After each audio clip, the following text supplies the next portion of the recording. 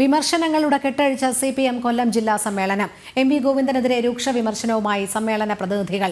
MP Govindan നയിച്ച ജനകീയ പ്രതിരോധ യാത്ര തൃശൂരിലെത്തിയപ്പോൾ മൈക്ക് ഓപ്പറേറ്ററോട് തട്ടിക്കയറിയ നടപടി തെറ്റെന്ന് സമ്മേളന പ്രതിനിധികൾ. കേന്ദ്ര കമ്മിറ്റി അംഗം EP ജയരാജനും MLA M മുകേഷിനും നേരിട്ടത് രൂക്ഷ വിമർശനം. പാലക്കാട് ഉപതെരഞ്ഞെടുപ്പിൽ AK ബാലൻ നടത്തിയ പരാമർശങ്ങൾ തിരിച്ചടിയായെന്നും വിലയിരുത്തലുണ്ട്.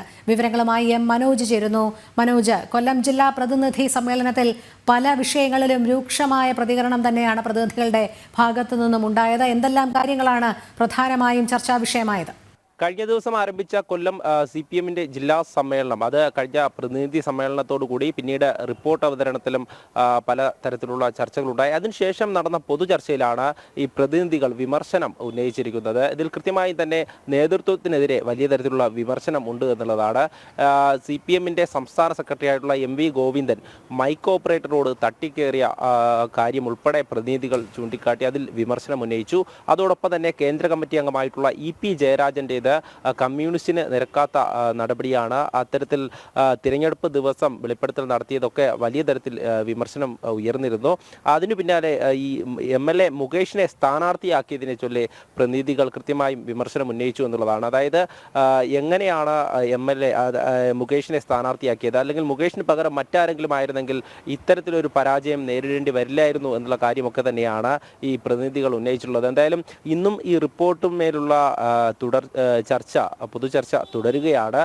ഇതിൽ തന്നെ സംസ്ഥാനത്തുടനീളം നടക്കുന്ന വിഭാഗീയത, ഈ പാർട്ടിക്കുള്ളിലെ വിഭാഗീയതയൊക്കെ വലിയ തരത്തിൽ ഈ ജില്ലാ സമ്മേളനത്തിൽ ചർച്ചയാകുന്നുണ്ട്. കൊല്ലം ജില്ലാ സമ്മേളനത്തോടു കൂടി തന്നെയാണ് സംസ്ഥാനത്തെ എല്ലാ ജില്ലാ സമ്മേളനങ്ങൾക്കും തുടക്കമാകുന്നത്.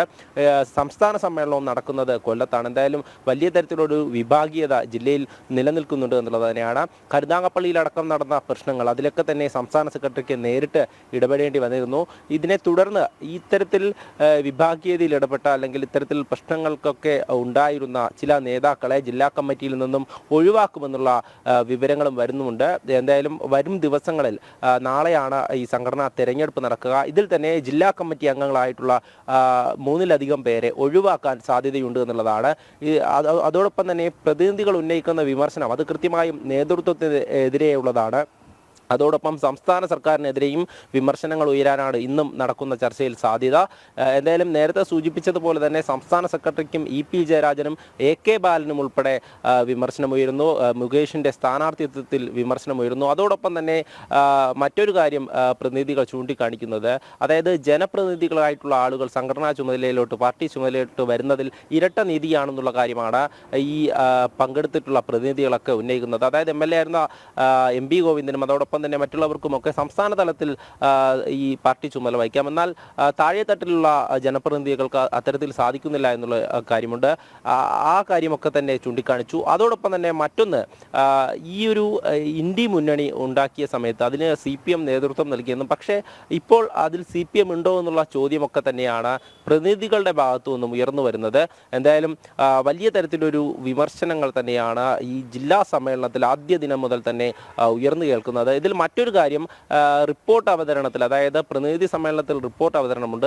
ഈ കൃത്യമായും BJPയുടെ വളർച്ച ഈ റിപ്പോർട്ടിൽ ഉൾപ്പെടുത്തിയിട്ടുണ്ട് എന്നുള്ള കാര്യം തന്നെയാണ്. അത്തരത്തിൽ BJPക്ക് ശരാശരി ഒരു ബൂത്തിൽ നിന്ന് 150 വോട്ടുകളുണ്ട് എന്നുള്ള കാര്യമൊക്കെ തന്നെ അത് ഗൗരവമോടെ കാണണം എന്നുള്ള കാര്യമാണ് ഈ റിപ്പോർട്ടിൽ പറയുന്നത്.